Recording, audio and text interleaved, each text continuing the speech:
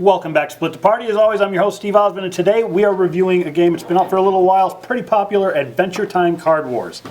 I just played this like 10, 15 minutes ago.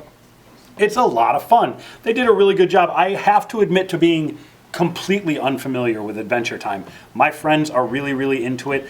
I have not gotten a chance to really immerse myself in it, so the flavor was a little lost on me, but that being said, it's still really fun, even having no idea where this is coming from. It's a really fun game. It's a card battler. You each pick sides, like you can see here, and we'll be placing cards out there and duking it out. I'll show you on a video, on our next video, how that works. But the game is light. It's easy to figure out, but there's a depth of strategy there. As I was playing first, playing Princess Bubblegum versus Lumpy Space Princess. I was Princess Bubblegum.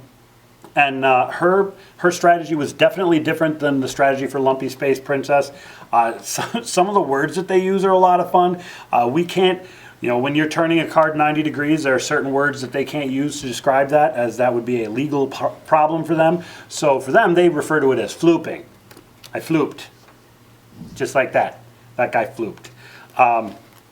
And you have your attack and defense numbers.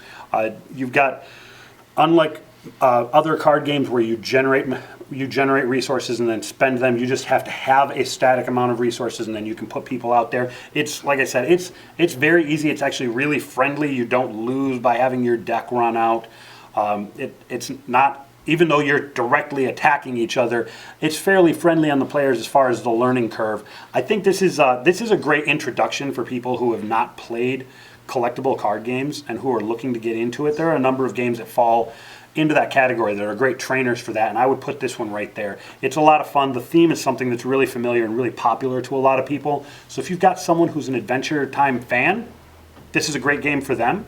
If you've got somebody who's looking to get into collectible card games, even if they're not familiar with Adventure Time, this would be a great entry into the mechanics and the ideas behind the game, because even though they throw different titles on all the familiar mechanics, they're there.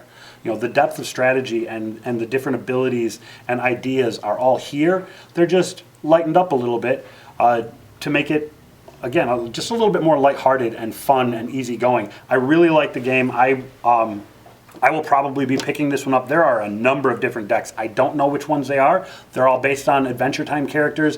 I'm embarrassed to admit that I don't even know who these two are. But I know there are a lot of these decks out there, and you can kind of figure out which strategies. You can probably go online and see who's got what's, based on what strategy, and get the ones you like.